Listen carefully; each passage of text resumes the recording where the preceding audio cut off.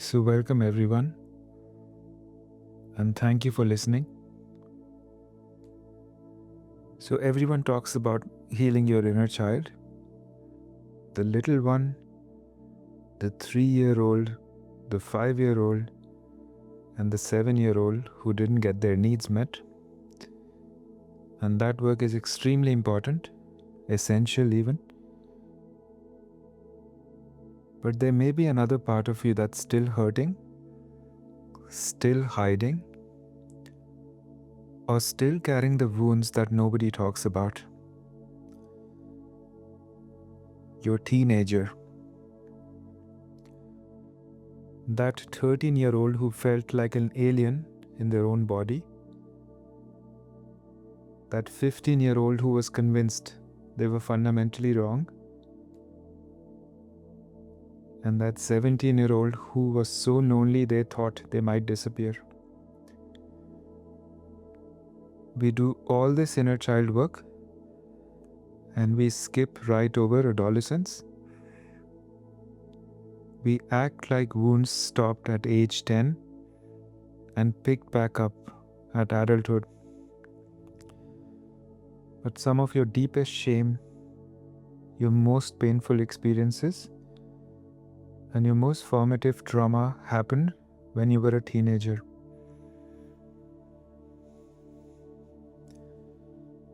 Today we are going to do something most healing work completely misses. We are going to turn inward to your teenage self. Not the cute little kid everyone wants to protect. The awkward, struggling, confused teenager that even you might not want to look at. But here's what I've realized and known from my own work. Teenage wounds are still active. They may still be running your life.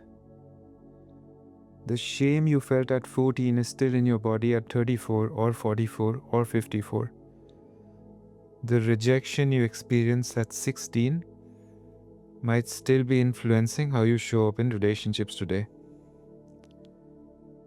And unlike your younger inner child, your teenager has language, has memory, has stories that are probably still so painful you've never told anyone about them. So get comfortable. You're going to go back to a time in your life that you might have been trying to forget. And we are going to offer that teenager something they desperately needed, but probably never got. To be seen without judgment, to be held without shame, and told that what they were going through was real, hard, and it was not their fault. So why we skip over teenage wounds and why that's a problem? Let me start by acknowledging something. There's a reason we focus on early childhood in healing work. Those foundational years, ages 0 to 7, some people would say 0 to 8, are when our attachment patterns form, when we learn whether the world is safe, when our nervous system gets wired. And that's crucial work. But here's what gets lost. Adolescence is the second most formative developmental stage of your entire life. And it's when your identity forms, when your sense of self solidifies, and when you figure out who you are separate from your family or fail to. And you carry that confusion in your adulthood. And yet we skip right over it in the most therapeutic and healing modalities. Why? Partly because teenage experiences feel less serious than childhood trauma. You were older. You had language. You could defend yourself supposedly. So the bullying, the rejection, the shame, we minimize it. Oh, everyone had a hard time as a teenager. Partly because we ourselves don't want to go back there. Most people would rather think about themselves as a little kid than to face who they were when they were 14. The awkwardness, the cringe, the pain, it's easier to skip over all that. And partly because family systems often dismisses teenage struggles. Oh, they're just going through a phase. It's just hormones. They're being dramatic. So your pain wasn't taken seriously then, and you learn not to take it seriously now. But from a somatic and developmental perspective, what happens in your teenage years is profound. Your body changes dramatically. Puberty rewires you physically, neurologically, hormonally.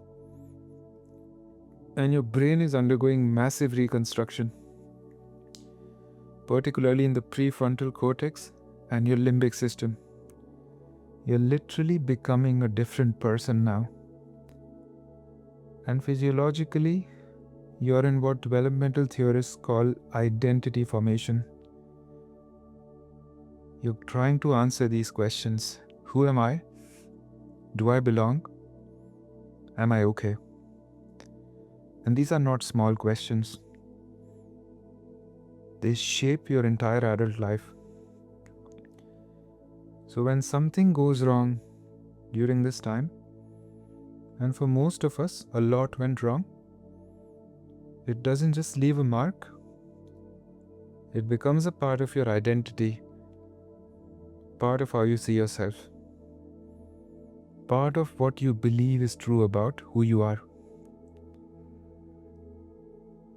So let me walk you through the most common, most painful wounds that happen during teenage years, and just notice what resonates, if anything resonates. Notice where you feel something in your body, because these wounds don't just live in memory, they also live in your nervous system, your posture, and how you move through the world. So first one, the body shame and puberty wound. For so many people, the deepest body shame didn't start in childhood. It started when you were a teenager, when your body began changing in ways you couldn't control. Maybe you developed early and suddenly got sexualized, stared at, commented on. Your body all of a sudden became public property, something other people had opinions about. Or maybe you developed late and felt left behind, inadequate, or like something was wrong with you. Maybe you gained weight during puberty and learned to hate your body. Maybe you got acne, felt ugly, unlovable. Maybe your body just didn't look like the bodies you were told were acceptable. And you may have internalized this message: my body is wrong.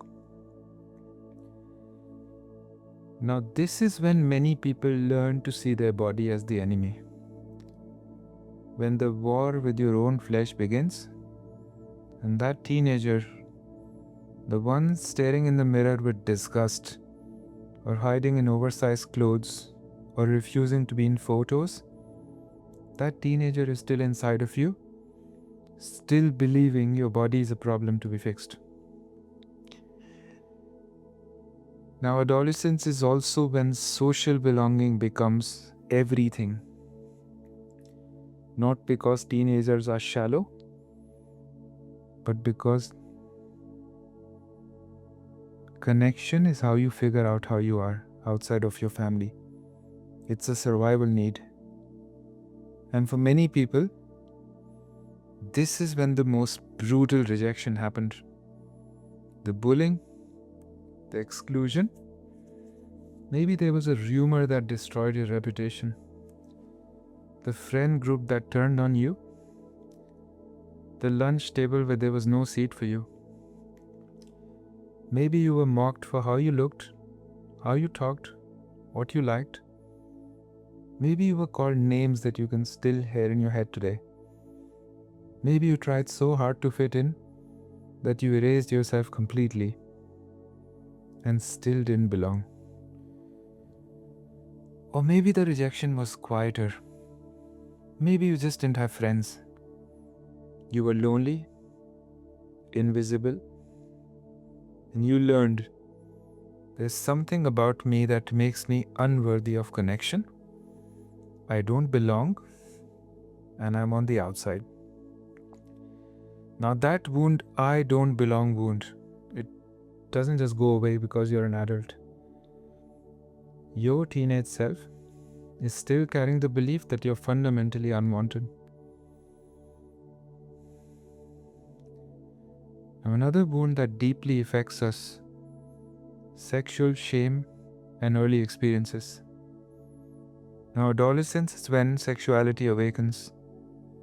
And for so many people, this is where some of the deepest shame lives. Maybe your first sexual experiences were not even consensual. Maybe they were pressured or confusing. Maybe you said yes when you wanted to say no, and you've carried guilt about that ever since. Maybe you were shamed for having desire, called a slut, too much. Or maybe you were shamed for not having a desire, that you're not enough. Either way, you learned that sexuality was wrong. Maybe you discovered that you were attracted to the wrong gender, and you had to hide, lie, perform straightness while dying inside. Maybe you didn't fit into any sexual category and felt broken, alone, and confused. Or maybe nothing traumatic happened, but the messages that you absorbed from family, religion, media, TV taught you that sex is dirty, shameful, dangerous, that your body's natural responses are bad, and that desire makes you wrong. Your teenage self might still be carrying shame about desire and pleasure, and that shows up in your adult relationships, in your body, in your ability or inability to experience intimacy without fear.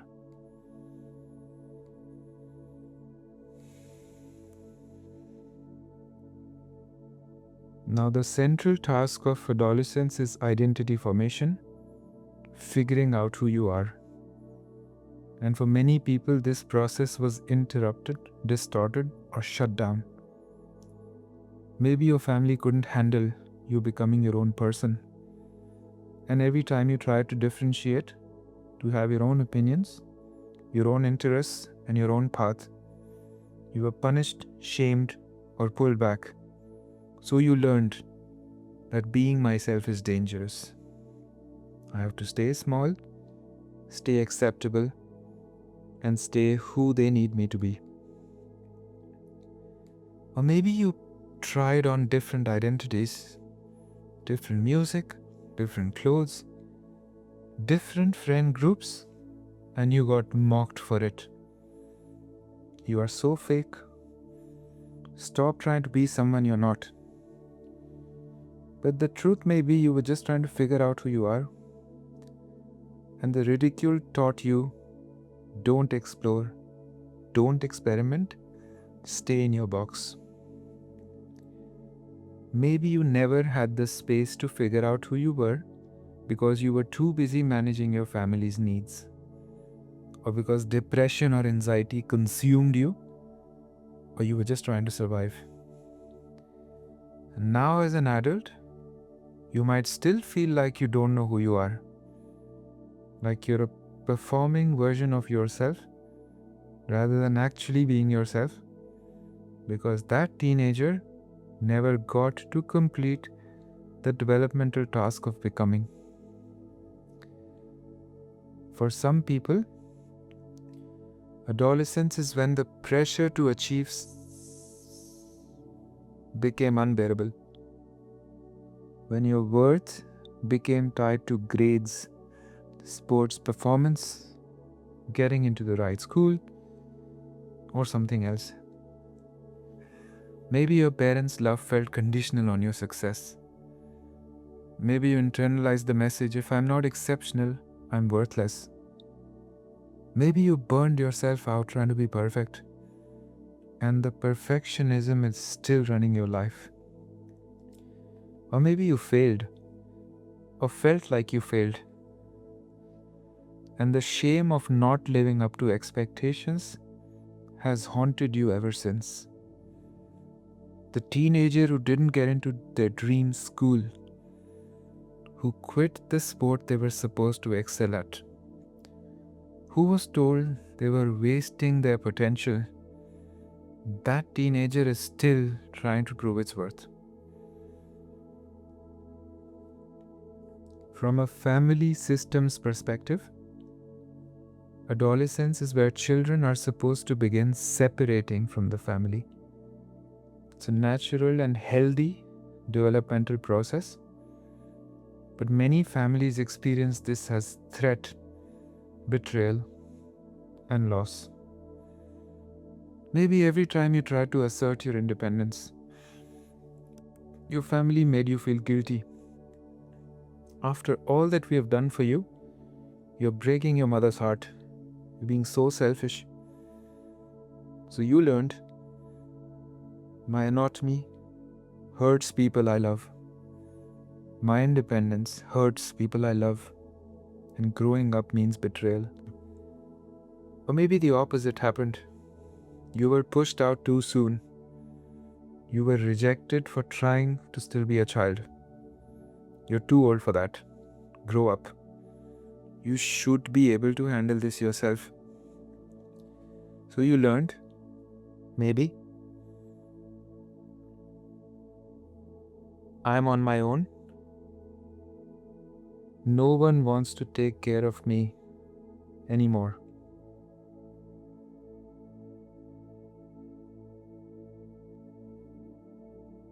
Either way, the natural separation process got twisted, and now as an adult, you might struggle with boundaries, with the guilt that comes up every time you choose yourself over others. Now, for many people, teenage is also when anxiety, mental health struggles, depression begin. And often these struggles were dismissed as hormones or being dramatic. Maybe you were genuinely suicidal, anxious, lonely, but no one noticed. Maybe you were self-harming and it was treated as attention-seeking. Maybe you were having panic attacks and you were told to just calm down. Maybe you were dissociating and you were just called spacey or lazy. Your pain was real, your suffering was real, but because you were a teenager, it wasn't taken seriously. And you might still carry the belief that your pain doesn't matter, that you're being dramatic, that you should just be able to handle things on your own.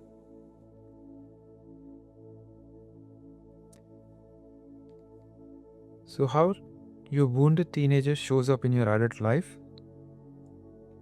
They are not just memories. These wounds are active, and they may be shaping how you live your life right now.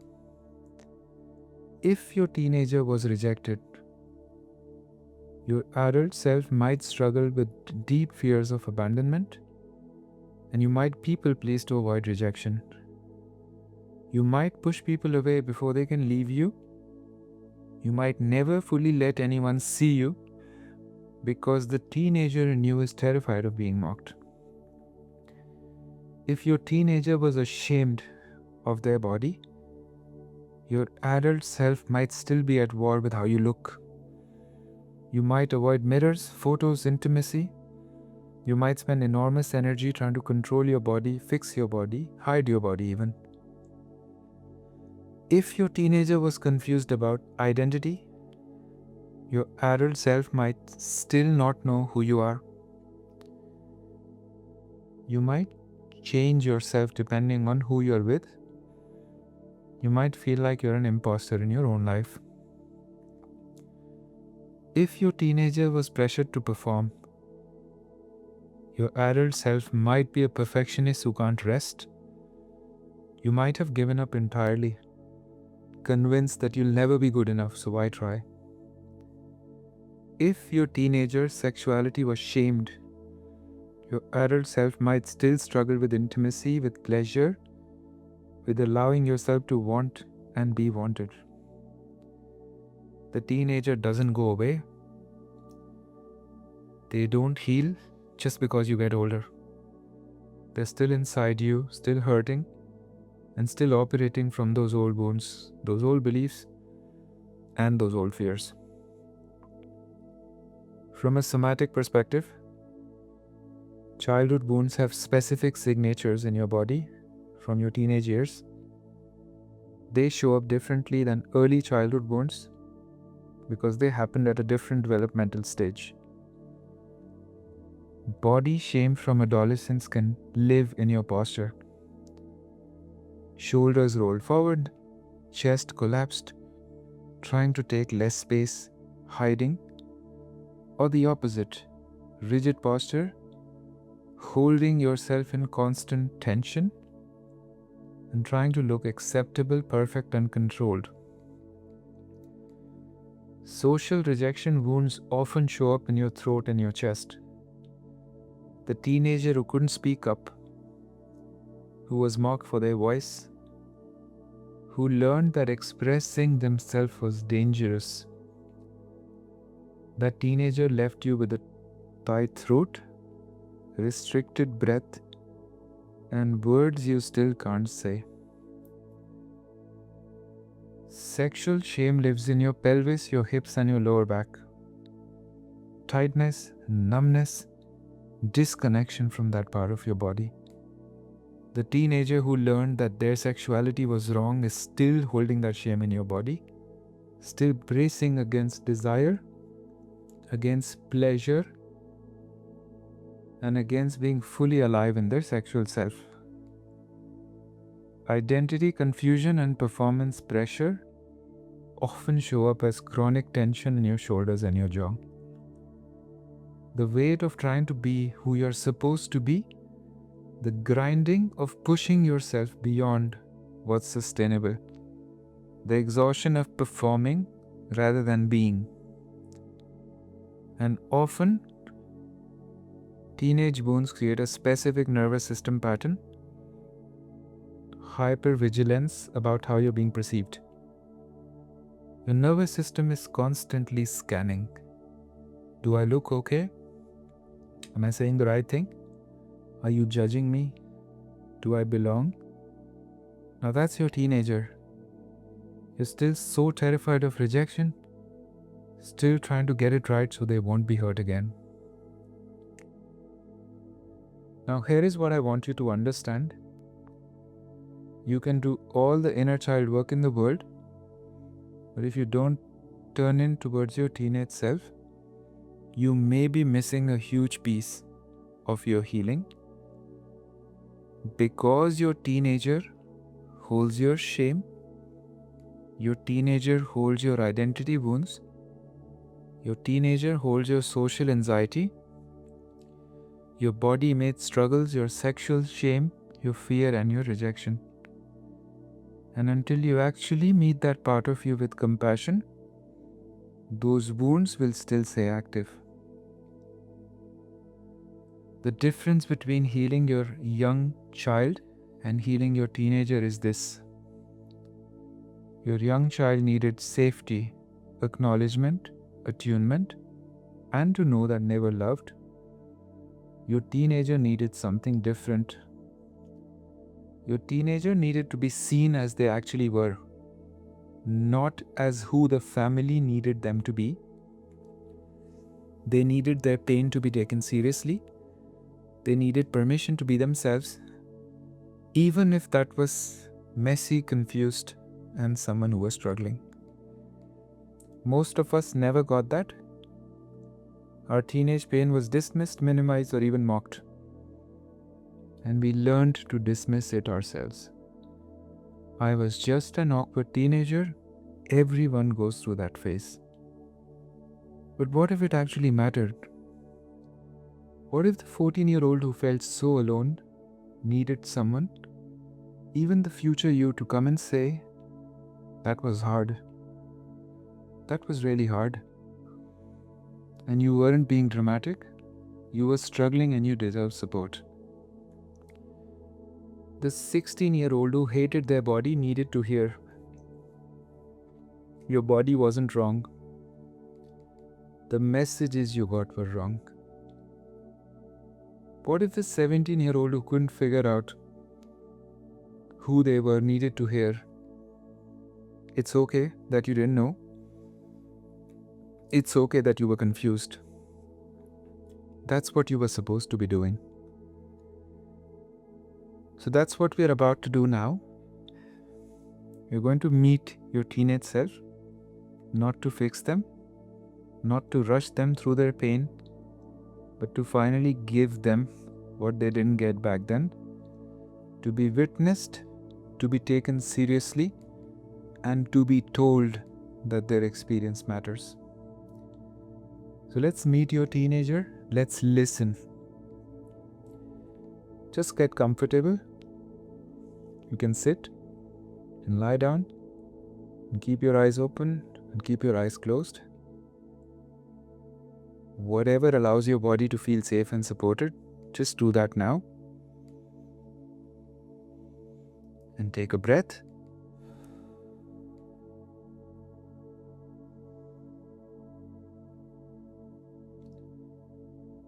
We are going to do something that might feel vulnerable. We are going to go back in time to a time in your life you might have been trying to forget. Not to re-traumatize you, but to offer that younger version of you something they needed. So first, let's ground in the present.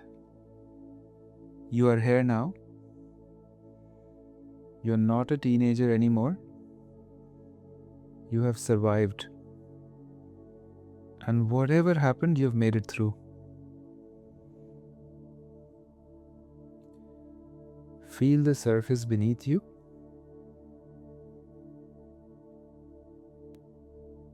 Notice the temperature of the air. This is now. This is real. And you're safe enough now to look back.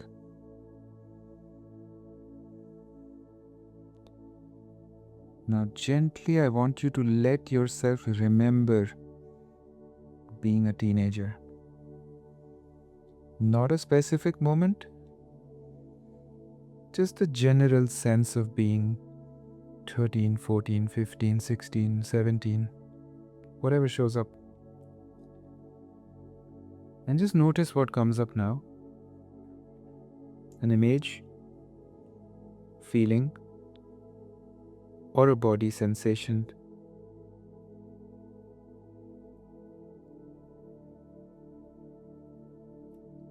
Is there a particular age that wants your attention? Maybe 13, maybe 16. Trust what comes up.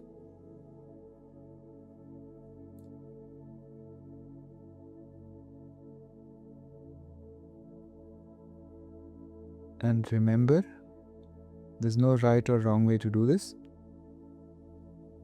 As best as you can, see, sense, or visualize yourself as a teenager. Not cleaned up, not idealized. Just see them. Just as they actually were. How do they look? What are they wearing? How are they holding their body? What's in their eyes?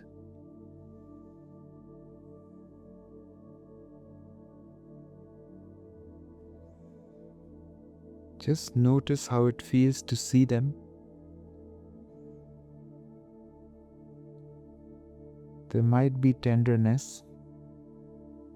There might be sadness. There might be discomfort. This might be a version of yourself you don't particularly like or want to look at. And that's okay.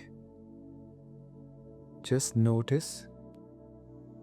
You don't have to feel anything specific. Just be present with them.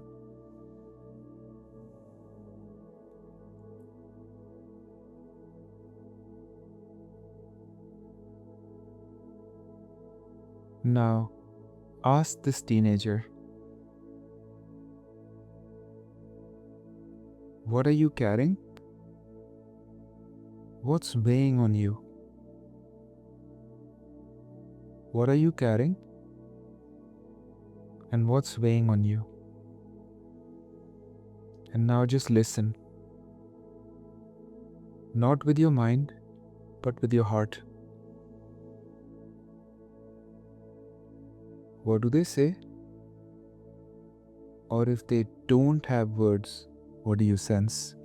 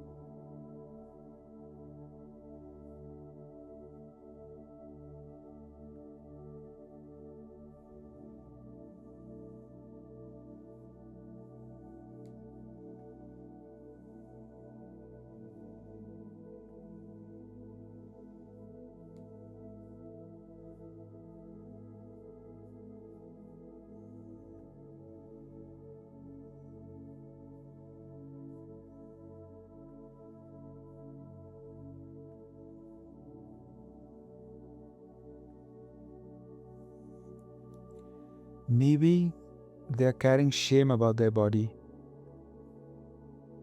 Maybe they are carrying the loneliness of not belonging. Maybe they are carrying confusion about who they are. Maybe they are carrying secret pain that no one took seriously. Whatever they are carrying, just acknowledge it. You don't have to fix it, just see it. I see that you are carrying this. I see that you are carrying this. I see that you are carrying this. What did you need that you didn't get? What did you need that you didn't get? What did you need that you didn't get?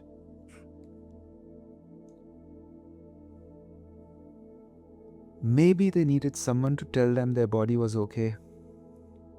Maybe they needed to belong. Maybe they needed to be taken seriously. Maybe they needed permission to be confused and weird and awkward. To not have it figured out.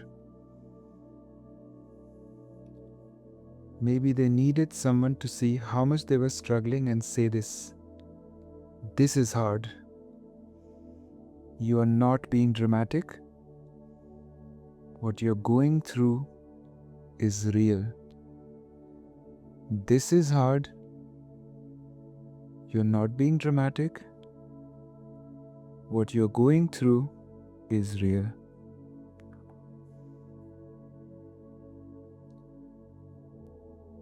And now,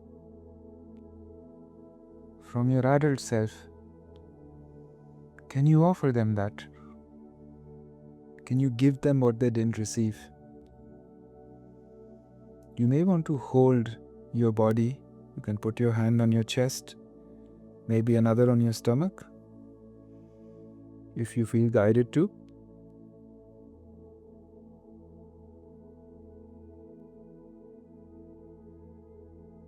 If they needed to be told their body was okay, tell them now. Your body isn't wrong. It never was. The messages you got were wrong. If they needed to belong, tell them this: I see you, you matter, you belong here, you always did. If they needed their pain to be taken seriously, tell them what you were going through was real. You were not being dramatic. You were struggling and you deserved help. If they needed permission to not have it figured out, tell them it's okay that you don't know who you are yet. It's okay that you're confused. You're supposed to be becoming. That's the whole point. Take your own time. Let the words come to you. And say what this teenager needed to hear. Use your own words. And speak from your heart.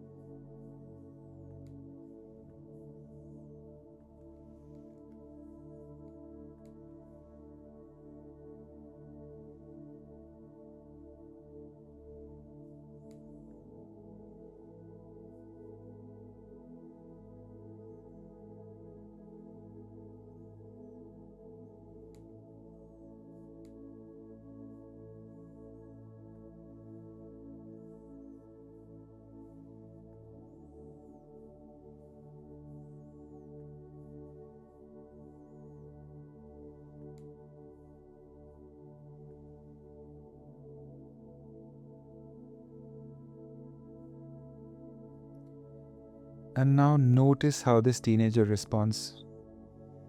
Do they soften? Do they cry? Do they resist? Do they still not quite believe you? Whatever the response is, that's okay. This is just the beginning, and you might need to come back and offer this presence again and again.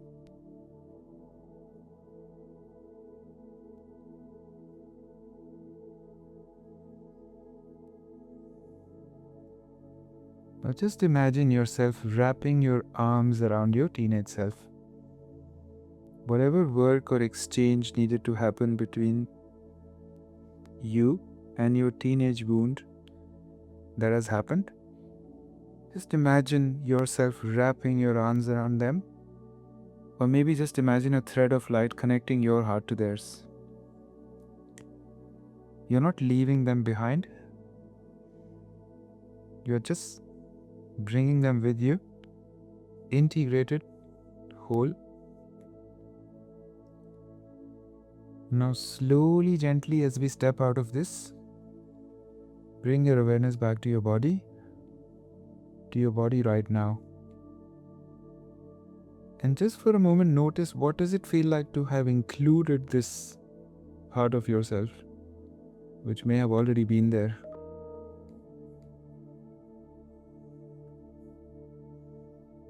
Maybe there's more space in your chest. Maybe your shoulders have dropped slightly. And maybe your throat feels a little less tight. Or maybe nothing feels different yet. That's okay too. This is a process. Just take a few more breaths. Feeling yourself here now as a whole person. Not just the inner child, but the adult. When you're ready, bring yourself back. Deepen your breath. If your eyes were closed, you can open them.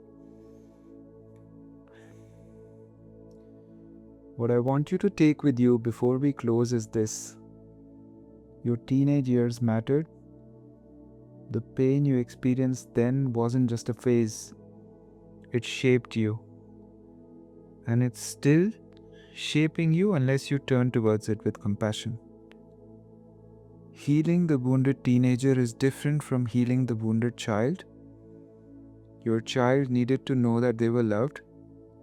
Your teenager needed to know that they were seen as they actually were. in all their awkwardness, all their struggle, and all their confusion. They needed to know that becoming is messy and that's okay. So if you take nothing else from this meditation, take this.